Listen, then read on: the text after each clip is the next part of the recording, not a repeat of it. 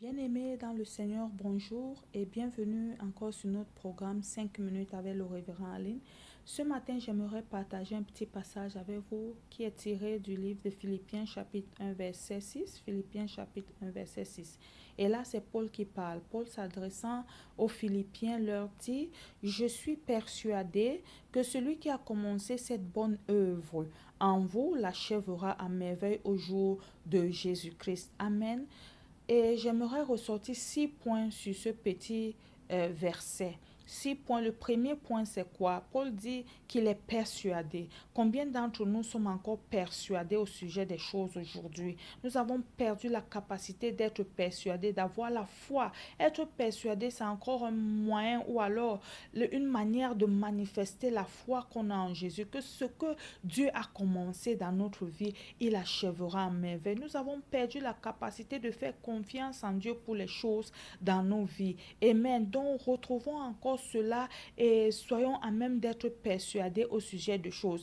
La deuxième des choses, il dit bonne chose. Oh, mon frère, combien ont perdu la capacité de reconnaître que ce qui se passe dans leur vie est bon, que ce soit le malheur, que ce soit le bonheur. Dieu dit que je connais les projets que j'ai pour vous, ce sont des projets de bonheur et non de malheur. Alors mon frère, s'il a pris Dieu, s'il a fallu à Dieu 6 jours pour créer tout le monde entier, pourquoi tu penses que ta petite vie là est trop difficile pour Dieu? Ta petite vie là ne sera pas bonne pour Dieu quand il a déclaré que tout le monde entier, tout ce qui est fait était bon. Alléluia. Donc, sachons reconnaître ce qui vient dans nos vies comme de bonnes choses, car c'est bon. Nos enfants sont bons, notre mariage est bon, notre travail est bon, quel que soit ce que nous pouvons voir. Sachez qu'en fin de compte, c'est bon pour nous, car il est l'auteur de toutes choses. Et il continue en disant qu'il a commencé.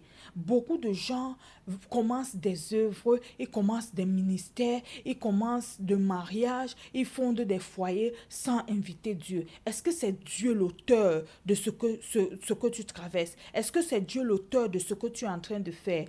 Laissez Dieu avoir sa première place. Le commencement, c'est Dieu, qui soit l'alpha et l'oméga. Si Dieu n'est pas le commencement, comment t'attends-tu à ce que cette œuvre soit bonne? Amen. Laissons Dieu la place qui lui est due. C'est ce que Paul veut par là dire. Dieu doit être le commencement de cette chose. Nous commençons une chose et nous invitons Dieu au milieu de la chose. Et nous voulons que cette chose soit bonne. Mon frère, s'il te plaît, laisse Dieu dans ce mariage être le premier dans ton mariage. Amen. Quelle que soit la manière dont tu t'es marié, tu peux encore recommencer avec Dieu ce matin.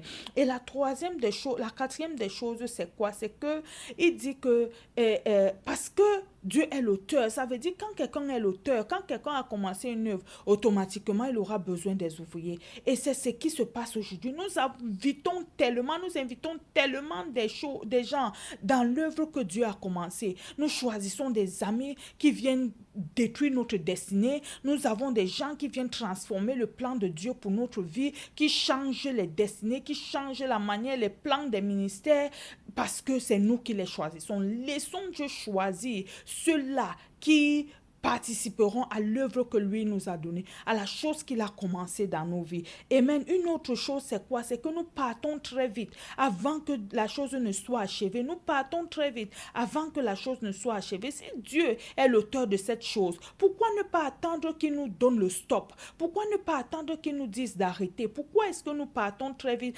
Parce qu'il y a l'argent à tel endroit, tu cours là-bas, parce qu'on a dit qu'on emploie là-bas. Est-ce que tu as demandé à Dieu? Ou alors est-ce que Dieu t'a demandé de laisser ce que tu as commencé, qu'il a commencé? Amen. Il y a une autre chose que Paul ressort là, c'est que le temps, par rapport au temps, il a commencé, il va l'achever.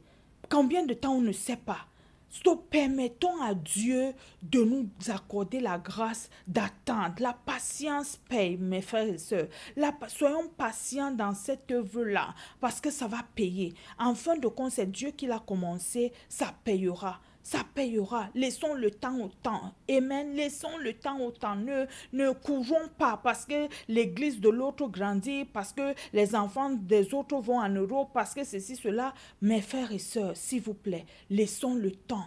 parce que cette œuvre-là, c'est Dieu qui l'a commencé. Cette œuvre-là, c'est Dieu qui l'a commencé. Amen. Cette œuvre-là, c'est Dieu qui l'a commencé. Donc, je vais me récapituler rapidement. Première des choses, soyons persuadés. La deuxième des choses, sachons que la chose que Dieu a commencé est bonne. La troisième des choses, laissons Dieu choisir les gens. Laissons Dieu choisir les gens dans cette œuvre.